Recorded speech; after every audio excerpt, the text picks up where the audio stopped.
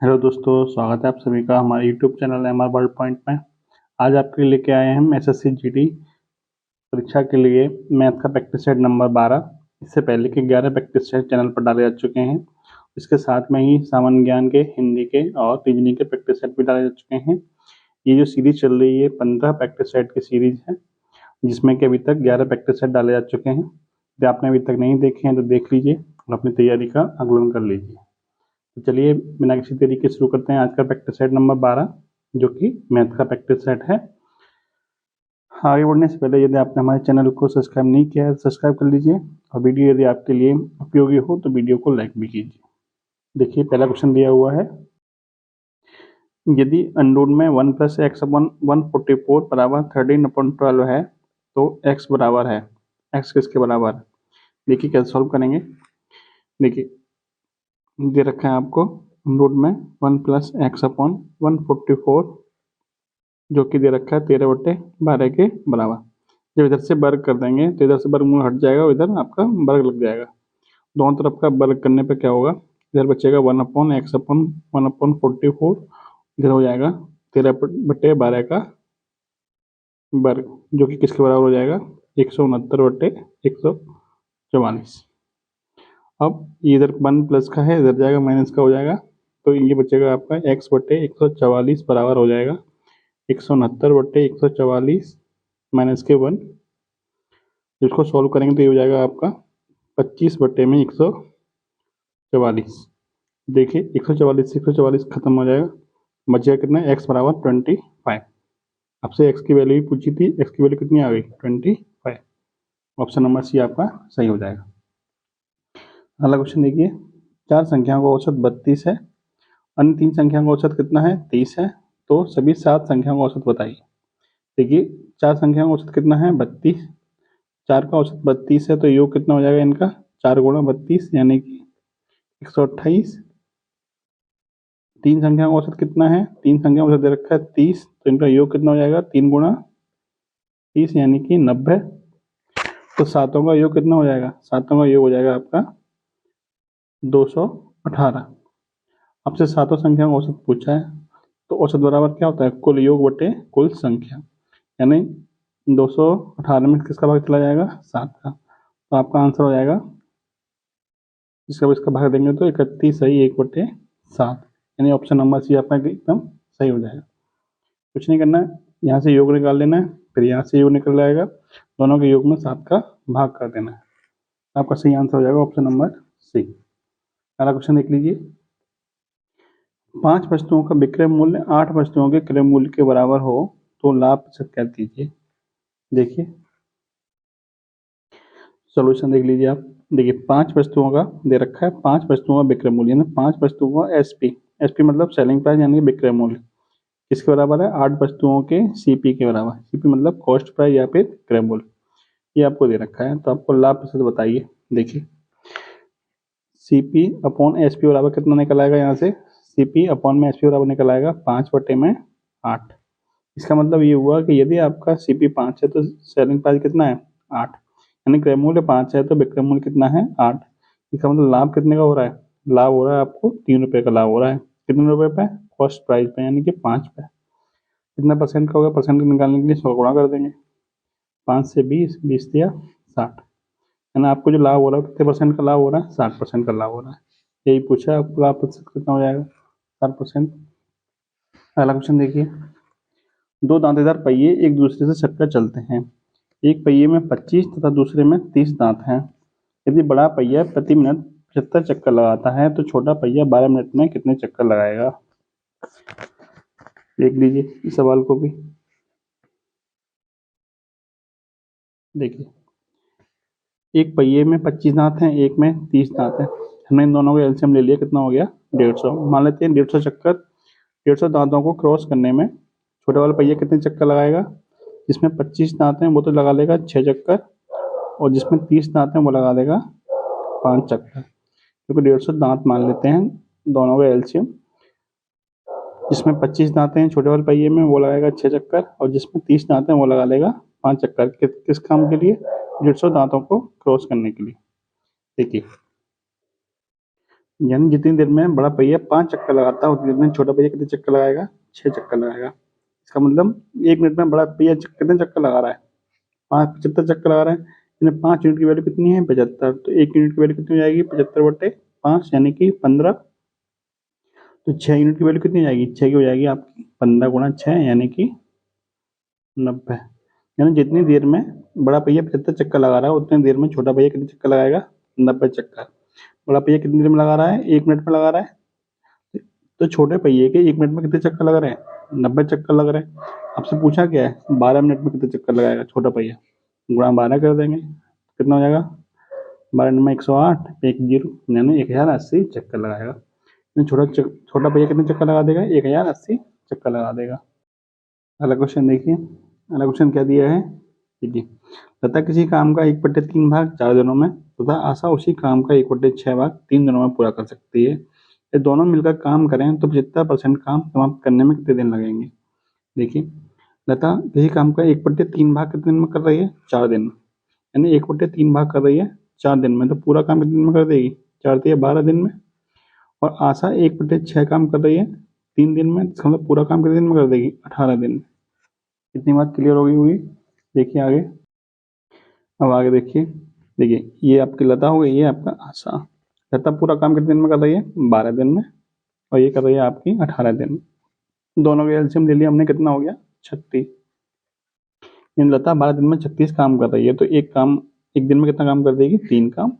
और आशा एक दिन में कर देगी 2 काम। कैसे निकला? 36/12 और 36/18। यानी आशा का एक दिन का काम हो गया 2 यूनिट, लता का एक दिन का काम हो गया 3 यूनिट। अब देखिए, दोनों एक दिन में कितना काम कर देंगे? दोनों एक दिन में कर देंगे, 3 और 2 5, यानी कि 5 काम कर देंगे एक दिन में।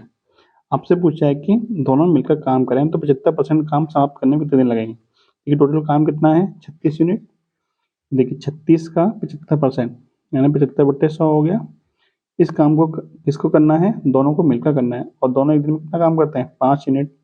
5 से भाग कर दीजिए। देखिए, 25 से 3 बार, 25 से 4 बार, 4 से कट गए 9 बार, और 9 3 27/5, 27/5 कितना आ गया? 5 सही 2/5। यानी पूरे काम का 75% काम दोनों मिलकर करेंगे तो एक दिन में करते हैं 5 काम। दोनों मिलकर करेंगे तो पूरे काम कितने दिन में कर देंगे? 27/5 यानी कि 5 सही 2/5 दिन में। यानी ऑप्शन नंबर ए आपका एकदम सही हो जाएगा। अगला क्वेश्चन देखिए। देखिए, एक चश्मे को उसके विक्रय मूल्य के 11/12 भाग मूल्य पर खरीद कर उसे विक्रय मूल्य के 10% अधिक मूल्य पर बेचा जाए तो कितने प्रतिशत का लाभ होगा? देखिए, आपको बोला है विक्रय मूल्य का 11/12 भाग मूल्य पर खरीद कर उसे, इसका मतलब यदि आपका विक्रय मूल्य कितना है? 12, तो कितने में खरीदा है उसे? 11। 11 क्या है आपका सीपी, और 12 क्या है आपका विक्रय मूल्य यानी कि एसपी। देखिए, इसको हम क्या मान सकते हैं? मान लीजिए दोनों में 10-10 का गुणा कर लिया, ये 120 हो गया, 110 हो गया। यानी यदि कोई चीज़ 110 में खरीदी जा रही है तो कितने में बेची जा रही है? 120 में बेची जा रही है। देखिए, ये बटे में दे रखा है, जिससे कोई फर्क नहीं पड़ेगा, 0 से 0 कट जाएगा। आप इसका गुणा कर लीजिए चाहे 20 का गुणा कर लीजिए, कोई फर्क नहीं पड़ने वाला। मान लीजिए 110 की चीज़ है, कितनी बेची जा रही है? 120 में बेची जा रही है। और वो कह रहा है कि उसे विक्रय मूल्य के 10% अधिक मूल्य पर बेचा जाए। यानी विक्रय मूल्य कितना है? 120 है। 10% अधिक यानी कि 120 का 10% कितना हो जाएगा आपका? 12 रुपये। यानी कि अब कितने में बेची जा रही है? 120 + 12 132 रुपये में बेची जा रही है। कितने में खरीदी थी? 110 में खरीदी थी। आपको लाभ पूछा है, यानी 110 वाली चीज़ 132 में बेची जा रही है। इसका मतलब लाभ कितना हो रहा है? 132 माइनस के 110 कितना हो गया? 22। 22 का लाभ हो रहा है कितने रुपए पे? सीपी पे, यानी कि 110 पे गुणा 100। 22 से कटेगा 5 बार, 5 से कटेगा ये 20 बार, यानी 20% का लाभ हो रहा है आपको। ये आपसे पूछा है कितने प्रतिशत का लाभ हो रहा है। अगला क्वेश्चन देख लीजिए। देखिए, ई तथा बी की चालों में 3:4 का अनुपात है तथा एक गंतव्य स्थान पर पहुंचने में बी से 15 मिनट अधिक समय लेता है। बी उसी स्थान पर कितने घंटे में पहुंचता है? देखिए, एक चीज़ समझ लीजिए। मान लीजिए 2 व्यक्ति हैं, ए और बी। उनकी चालों का अनुपात कितना है? 3:4 दे रखा है। तो इनके द्वारा जो लिया गया समय होगा, ये किसका अनुपात है? चाल का। इनके द्वारा जो लिया गया समय है उनका अनुपात क्या होता है? चाल का अनुपात का उल्टा होता है, यानी जो समय का अनुपात होगा वो कितना होगा? 4:3। कहने का मतलब ये हुआ, यदि ए 3 की चाल से चलता है तो उसे 4 यूनिट समय लगता है, और बी यदि 4 की चाल से चलता है तो उसे 3 यूनिट समय लगता है। यानी चाल कम है तो समय ज़्यादा लग रहा है, और चाल ज़्यादा है तो समय कम लग रहा है। ठीक है। अब आपसे बोला है कि एक गंतव्य स्थान तक पहुंचने में 20 से 15 मिनट अधिक समय लगता है। यानी ए को समय क्या लग रहा है? ए को 15 मिनट अधिक समय लग रहा है। लेकिन यहाँ पे कितना समय लग रहा है? 1 यूनिट अधिक समय लग रहा है। यहाँ पे जो समय लग रहा है वो कितना लग रहा है? 1 यूनिट अधिक समय लग रहा है। लेकिन 1 यूनिट की वैल्यू कितनी है? 15 मिनट। ये रखिए, देखिए 15 मिनट अधिक समय लेता है, लेकिन यहाँ पे कितना ले रहा है? 1 यूनिट समय अधिक ले रहा है।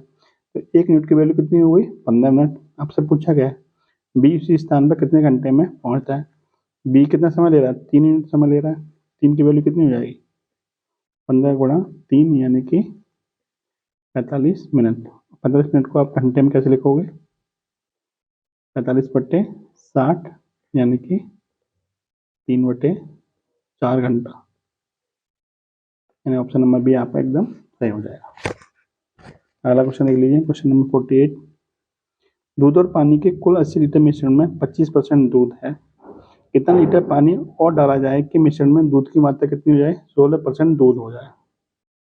देखिए देखिए मिलाया क्या जा रहा है? पानी मिलाया जा रहा है। इसका मतलब दूध की जो मात्रा होगी वो तो सेम रहेगी। दूध की जो मात्रा होगी वो तो सेम रहेगी। दूध तो मिलाया नहीं जा रहा, एक्स्ट्रा क्या मिलाया जा रहा है? पानी मिलाया जा रहा है। इसका मतलब जितना पहले दूध होगा उतना ही अभी दूध होगा। पहले दूध कितना था? 80 लीटर का 25% दूध था, यानी कितना दूध था? 20 लीटर दूध था पहले। अब भी दूध की मात्रा 20 लीटर ही होनी चाहिए, लेकिन अभी क्या मिलाया जा रहा है? पानी मिलाया जा रहा है। इसका मतलब यदि पहले 80 लीटर दूध था, सर मिश्रण था, जिसमें मान लीजिए 1 लीटर दूध मिला, 1 लीटर पानी मिला दिया, तो अब 1 लीटर पानी मिलाने के बाद में दूध कितना बैठ रहा है? 16% दूध बैठ रहा है। तो इसका 16% किसके बराबर होगा? 20 लीटर के बराबर होगा, नहीं होगा?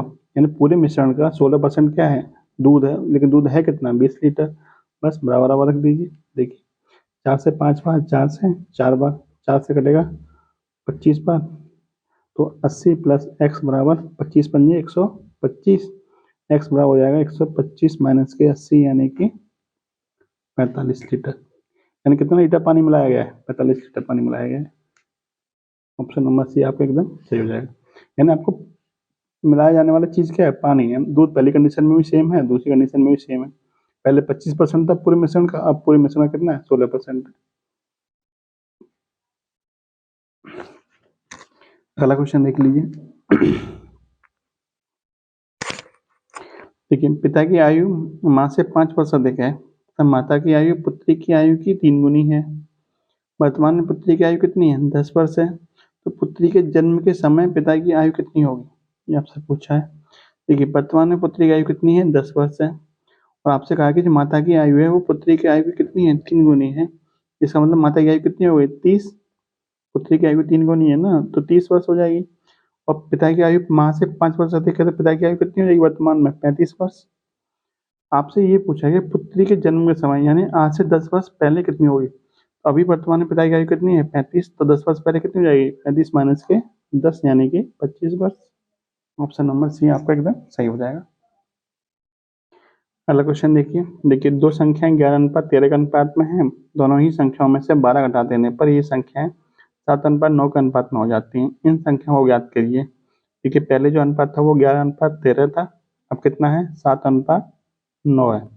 देखिए दोनों में से क्या घटाया गया है? 12 घटाया गया है, लेकिन दोनों का अंतर कितना है? 13 में से 9 हो गई और 11 की 7 हो गई, यानी 4 यूनिट का अंतर है दोनों में। लेकिन 4 यूनिट का अंतर किसके बराबर दे रखा है? 12 के बराबर।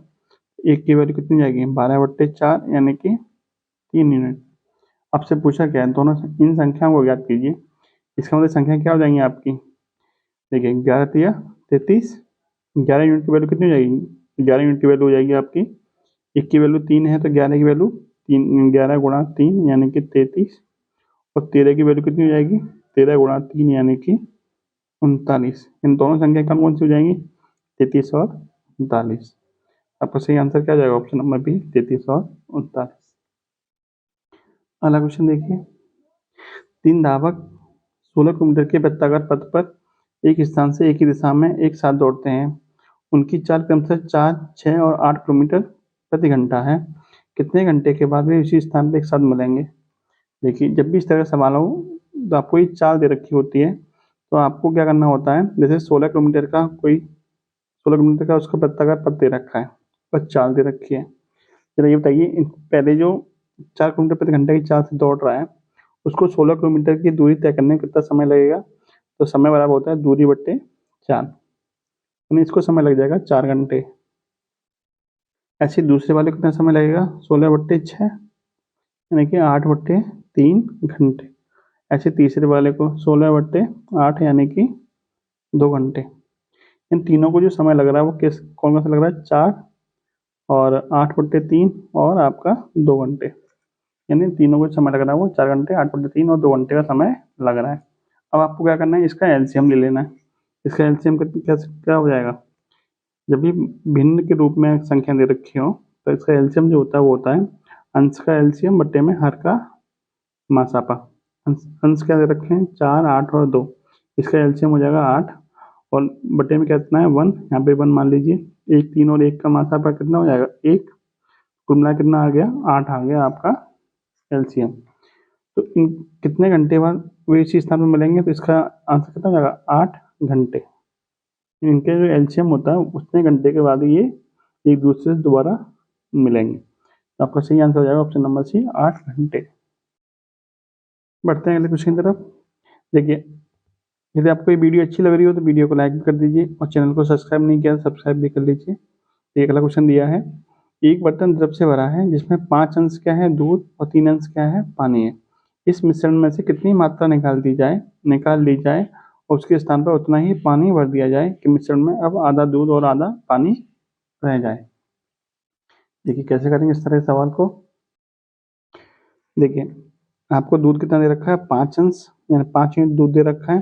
पानी दे रखा है 3 अंश, यानी दोनों चीजें दे रखी हैं वो 5:3 के अनुपात में दे रखी है। लेकिन जब इसमें मिश्रण में से कोई भी चीज़ निकाली जाएगी वो इसी अनुपात में बाहर निकलेगी, चाहे वो पानी निकालिए चाहे दूध निकालिए। अब आपसे बोला है कि इस मिश्रण में से कितनी मात्रा निकाल ली जाए, उसके स्थान पर उतना ही पानी मिला दिया जाए। मान लीजिए इस मिश्रण में से x लीटर मात्रा निकाली जा रही है, तो जो x लीटर मात्रा निकाली जा रही है वो उसमें से दूध की कितनी मात्रा होगी? दूध की जो मात्रा होगी वो 5/8 इंटू x होगी, यानी टोटल 8 वैल्यू है, 5 और 3 8, उसमें से 5 मात्रा किसकी है? दूध इंटू x का 5/8 भाग निकलेगा दूध का। उसी प्रकार पानी कितना भाग निकलेगा? पानी का निकलेगा 3/8 इंटू x, ये पानी का भाग निकलेगा और ये हो गया दूध का। आपसे बोला है कि जितनी मात्रा निकाली जा रही है उतनी ही मात्रा क्या है? उतनी मात्रा में पानी मिलाया जा रहा है। लेकिन जब x लीटर मात्रा निकाली जाएगी तो उसमें से दूध इतना निकलेगा, पानी इतना निकलेगा। लेकिन जब पानी मिलाया जाएगा तो पानी तो प्योर मिलाया जा रहा है, तो x लीटर ही पानी मिलाया जाएगा। अब देखिए, अब मिलाने के बाद में क्या है? दोनों का जो मात्रा बच रही है वो आधी आधी बच रही है। दूध और पानी क्या है? आधा आधा रह जाता है। अब देखिए सॉल्व कैसे करेंगे। देखिए 5/3, यानी पहले जो रेशियो था वो 5/3 था।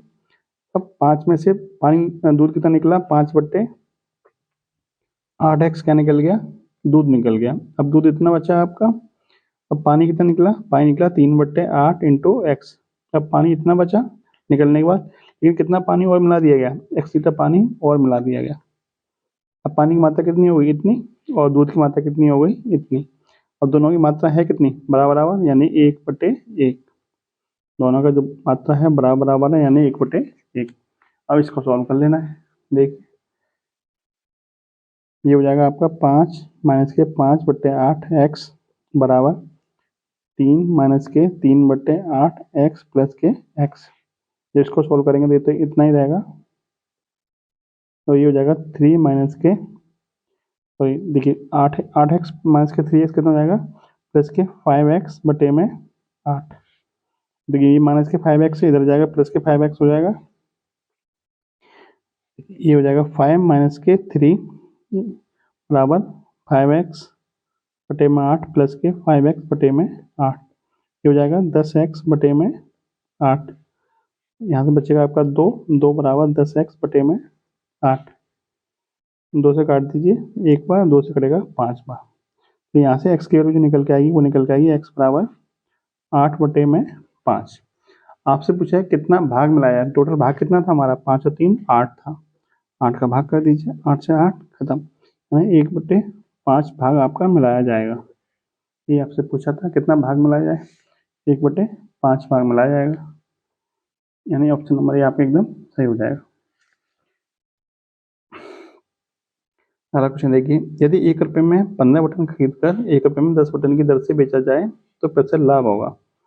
देखिए जितने यानी 15 बटन का जो सीपी है, यानी जितने 15 बटन खरीदे जा रहे हैं उतने ही 10 बटन बेचे जा रहे हैं।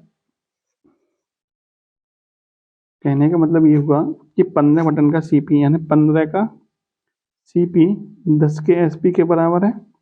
यहाँ से सीपी और एसपी का रेशियो निकालिए। देखिए सीपी अपॉन एसपी बराबर हो जाएगा 10/15, यानी कोई चीज़ 10 की खरीदी जा रही है और 15 की बेची जा रही है, यानी 5 का लाभ हो रहा है कितने पे, 10 पे, गुणा 100, 2 से कट गया 50 बार, यानी कितने परसेंट का लाभ हो रहा है, 50% का लाभ हो रहा है। यही आपसे पूछा है कितने परसेंट का लाभ हो रहा है, 50% का लाभ हो रहा है। अगला क्वेश्चन देखिए, पाई चार्ट का क्वेश्चन दिया हुआ है। देखिए एक विद्यार्थी द्वारा विभिन्न विषयों में प्राप्त अंकों के त्रिज्यखंड कोण प्रदर्शित हैं, यदि उसका द्वारा प्राप्त कुल अंक कितने हैं, 540 हैं। तो पाई चार्ट का अध्ययन करिए और निम्न प्रश्नों का उत्तर दीजिए। ये पहला क्वेश्चन देख लीजिए, विद्यार्थी द्वारा गणित विषय में कितने अंक प्राप्त हुए। गणित का पूछा है, गणित में कितने डिग्री कोण बन रहा है, 90 डिग्री कोण बन रहा है। देखिए 90 डिग्री क्या होता है, पूरा कोण कितने अंश का होता है, पूरा जो सर्कल होता है वो 360 डिग्री का होता है, और 360 डिग्री किसके बराबर दे रखा है आपको, 540 अंक के बराबर दे रखा है।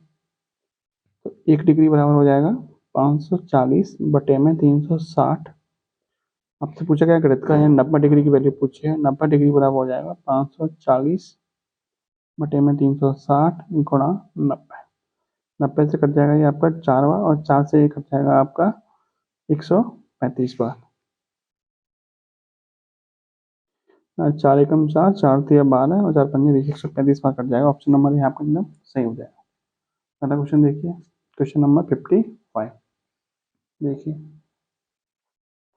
विद्यार्थी द्वारा 108 अंक प्राप्त किए गए। 108 अंक किसमें प्राप्त किए गए, विज्ञान में, अंग्रेजी में, सामाजिक विज्ञान में, या फिर इनमें से कोई नहीं।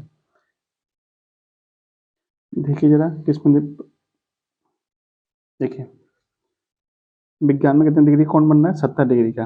तो देखिए 90 डिग्री की वैल्यू कितनी है, 135। इसी हिसाब से यदि मान लीजिए 1 डिग्री की वैल्यू कितनी आई थी, 1 डिग्री की वैल्यू जो निकल के आएगी यहाँ से, देखिए 18 दूनी 36, 18 तिया 54, यानी 3/2, यानी कि 1.5 गुनी निकल के आई, यानी कि अंश का 1.5 गुना क्या मिलेगा, नंबर मिलेंगे। तो आपसे ये पूछा है कि किसमें 108 अंक प्राप्त किए। तो देखिए आपके ऑप्शन थे, आपके विज्ञान था, अंग्रेजी था और सामाजिक विज्ञान था। तो देखिए विज्ञान में कितने, 70, 70 का 1.5 गुना कितना होता है, 105 होता है। इसका मतलब 70 वाला ऑप्शन हमारा नहीं हो सकता। और दूसरा ऑप्शन था आपका अंग्रेजी, अंग्रेजी में कितने हैं, 68, 68 का 1.5 गुना कितना होता है, 102। तो ये भी ऑप्शन नहीं हो सकता हमारा। एक ऑप्शन बचा सामाजिक विज्ञान, सामाजिक विज्ञान में कितने हैं, 72, 72 का 1.5 गुना होता है 108। आपसे यही पूछा था कि किस सब्जेक्ट में 108 अंक प्राप्त हुए। देखिए जरा किस सब्जेक्ट में 108 अंक प्राप्त किए, तो सामाजिक विज्ञान में 108 अंक प्राप्त किए, क्योंकि 72 डिग्री का कोण है इसका। 72 डिग्री का जब हम नंबर निकालेंगे तो हो जाएगा आपका 540 बटे में 360 गुणा 72, यहाँ से आपका निकल कर आ जाएगा 108। क्वेश्चन नंबर 56 देख लीजिए। देखिए 3 की पावर 25, 8 की पावर 12 और 9 की पावर 10 में अभाज्य गुणनखंडों की संख्या होगी। अभाज्य गुणनखंडों की संख्या निकालनी है आपको। अभाज्य गुणनखंडों की संख्या कैसे निकालते हैं, देखिए ये फैक्टर दे रखे हैं इनको, आपको पहले अभाज्य गुणनखंडों में तोड़ना होगा। दे रखा है आपको 3 की पावर 25, 8 की पावर 12 और 9 की पावर 10। इसको अभाज्य गुणनखंडों में तोड़िए।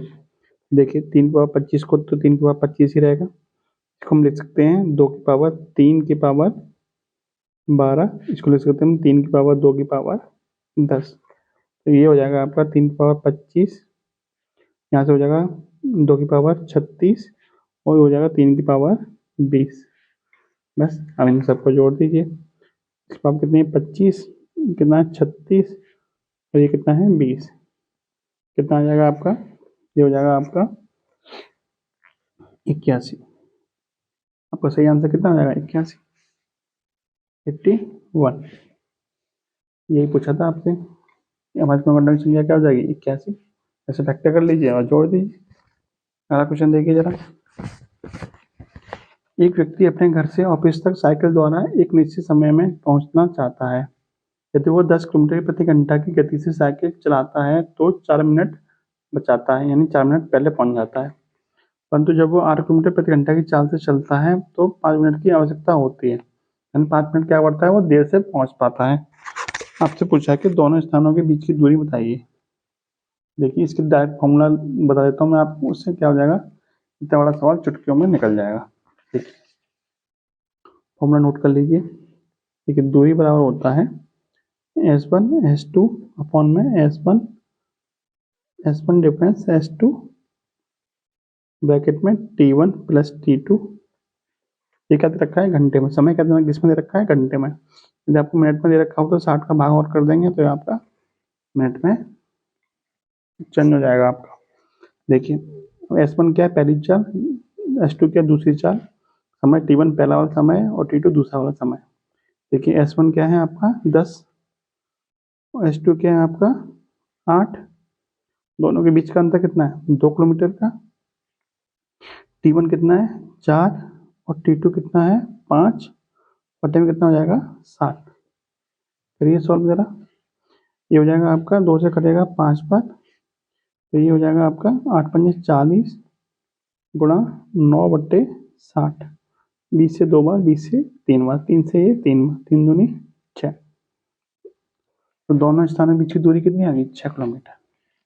ऑप्शन नंबर ए आपको एकदम सही हो जाएगा। ठीक है, क्वेश्चन देखिए। ए एक कार्य को 20 दिन में पूरा कर सकता है जबकि बी उसे 30 दिन में कर सकता है। ए कार्य आरंभ करके 10 दिन तक करता है, तब बी उसमें शामिल हो जाता है। दोनों मिलकर उसे पूरा कर देते हैं तथा 480 कार्य के लिए प्राप्त करते हैं। ए का भाग ज्ञात कीजिए। देखिए कैसे करेंगे सॉल्व। देखिए ए करता है 10 दिन में, सॉरी ए करता है 20 दिन में और बी करता है 30 दिन में। दोनों का एलसीएम ले लिया हमने 60, एंड टोटल काम कितना है हमारा 60 काम है, जिसको कि 20 दिन में ए करता है और 30 दिन में करता है बी। 20 दिन में 60 काम पूरा करता है तो एक दिन में कितना काम करता होगा 3 काम, और 30 दिन में पूरा काम करता है तो एक दिन में करता होगा ये 2 काम। क्लियर। अब देखिए ये आराम करके 10 दिन तक कार्य करता है, यानी इन्हें शुरू में 10 दिन तक कार्य किया है तो एक दिन में 3 काम करता है, तो 10 दिन में कितना काम कर दिया होगा 10 गुणा 3 यानी कि 30 काम कर दिया होगा। लेकिन टोटल काम है कितना 60, जिसमें से 30 काम किसने किया है इन्हें कर दिया 10 दिन में ही। इसका मतलब आधा काम तो इसने कर दिया, बचा कितना आधा काम, यानी 30 काम बचा। 30 काम को अब कौन करेगा, तब इसमें बी शामिल हो जाता है। इसका मतलब अब दोनों लोग मिलकर क्या करेंगे 30 काम को करेंगे, कितने दिन में खत्म कर देंगे, दोनों मिलकर उसे पूरा कर देते हैं तथा 480 कार्य के लिए प्राप्त होते हैं। तो दोनों जो मिलकर काम करेंगे उसमें देखिए 480 रुपये जो बटेगा वो उनके काम के हिसाब से बटेगा। देखिए आधा काम तो ए ने पहले ही कर दिया, इसका मतलब 480 का आधा यानी कि 240 रुपये तो ए को पहले से ही मिल जाएंगे पहले काम के।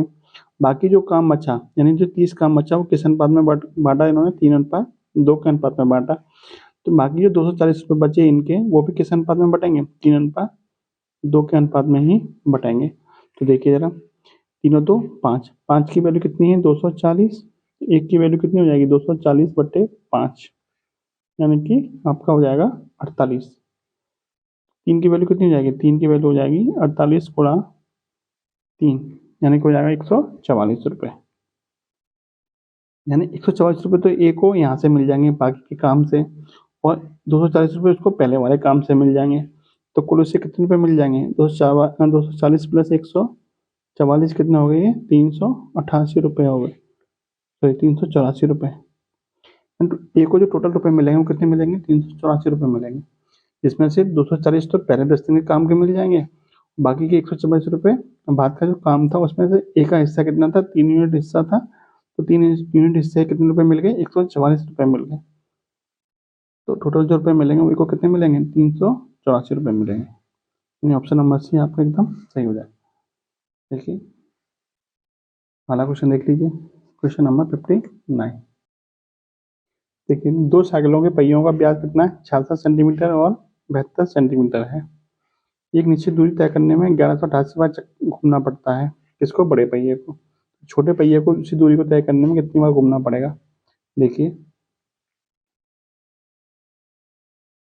देखिए एक चक्कर लगाने में कितनी दूरी तय करता है। देखिए एक चक्कर बराबर होता है व्यास गुणा पाई, या फिर इसको हम कह सकते हैं 2 पाई आर। ठीक है, क्योंकि बड़े चक्कर का व्यास कितना है, 72 सेंटीमीटर व्यास है। बड़े चक्कर, एक चक्कर में कितना, बड़ा जो पहिया है वो एक चक्कर में कितना दूरी तय करेगा, 72 गुणा पाई। ठीक है, लेकिन वो कितनी बार घूमता है, 1188 बार घूमता है। इसका मतलब कुल दूरी कितनी चल जाएगा, वो 1188 गुणा 72 गुणा पाई। अब इसी दूरी को किसको तय करना है, 66 सेंटीमीटर व्यास वाले पहिए को, तो कितने चक्कर लगा देगा, बटे में 66 पाई। क्लियर, पाई से पाई खत्म, 6 से 11 बार, 6 से 12 बार, 11 से कटेगा आपका 108 बार। अब आपका 108 गुणा 12 कितना हो जाएगा, 1296। ऑप्शन नंबर डी आप एकदम सही हो जाए। अगला क्वेश्चन देख लीजिए, क्वेश्चन नंबर 60। ये आपका लास्ट क्वेश्चन है, और अभी तक यदि आपने चैनल को सब्सक्राइब नहीं किया सब्सक्राइब कर लीजिए, और वीडियो यदि अच्छी लगी हो तो वीडियो को लाइक कर दीजिए। देखिए 3 छूटें दे रखी हैं, 10%, 20% और 40%। उत्तरोत्तर छूटों का एकल छूट बराबर होगा, यानी तीनों छूटों को मिलाकर एक छूट किसके बराबर होगी। मान लीजिए, देखिए